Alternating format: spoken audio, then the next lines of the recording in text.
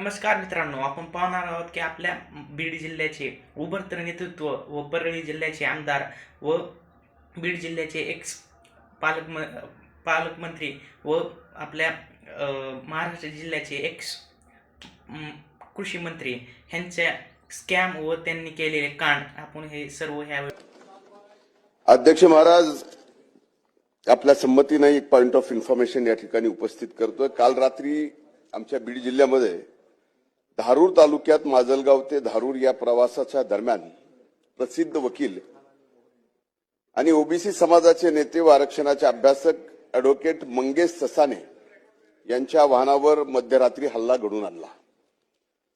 याच्या अगोदर अध्यक्ष महाराज माननीय लक्ष्मण हाके यांच्या सहकारी असलेला पवन करवर याच्यावर माजलगाव तालुक्यात एका हॉटेलमध्ये जीव घेणा हल्ला झाला।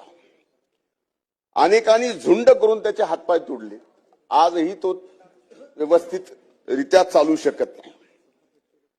अध्यक्ष महाराज या प्रकरणात दुर्दैवानं सांगावं असं वाटतं की आणखीन एकही आरोपी पकडला गेलेला नाही। अध्यक्ष महाराज त्यानंतर पुन्हा ॲडव्होकेट मंगेशांवरती हा हल्ला, त्याच्यानंतर लक्ष्मण हाके यांच्यावरती 2-3दा हल्ले, या पुढे जाऊन वाघमारे यांच्यावरती हल्ला। म्हणजे कुणीही एखादं सामाजिक आंदोलन करणारा नेता किंवा कार्यकर्ता या महाराष्ट्रामध्ये सामान्यरित्या फिरू शकतो का?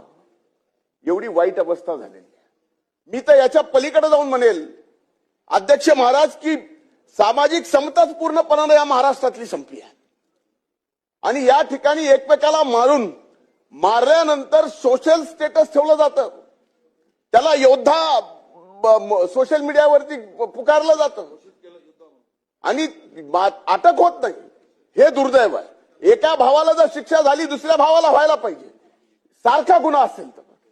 म्हणून याबाबत अध्यक्ष महाराज आपल्या संमतीनं पॉइंट ऑफ इन्फॉर्मेशन या ठिकाणी मांडतोय। आदरणीय मुख्यमंत्री साहेब इथं आहेत, मी विनंती करतो की आपण यामध्ये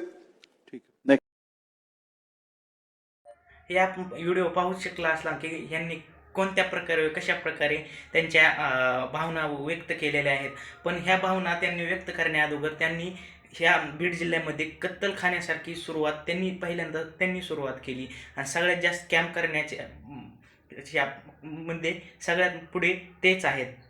आता ह्यांना कोण समजून सांगणार की जे स्वतःमध्ये बदल केल्यावर दुसऱ्यामध्ये बदल होत असतो, ते दिलं सोडून। आत्ताच आपण पाहू शकता की सध्या 12वी बोर्डचा पेपर चालू आहे आणि 10वी बोर्डचा पेपर चालू आहे।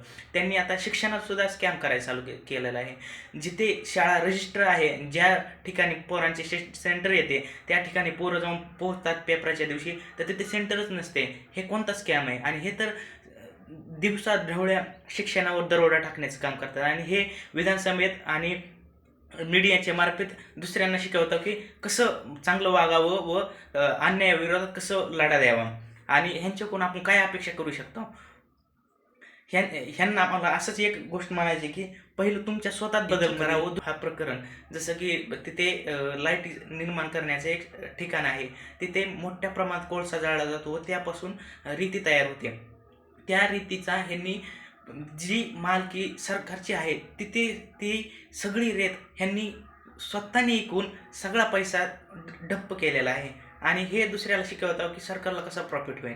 आणि जेव्हा हे कृषी मंत्री होते तेव्हा सुद्धा त्यांनी इतका विमा खाल्ला, जे शेत दुसऱ्याच्या अनरजिस्टर होते त्या शेतावर ह्यांनी विमा उतरवला व त्या जो विमा भेटला त्यांनी हा विमा लंपास केला आणि हे दुसऱ्याला शिकवतात की कसं चांगलं वागावं।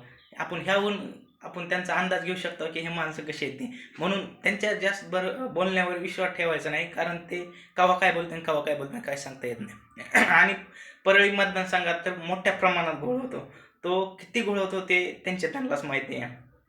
400-500 टिप्पर फुकाट राखायचे।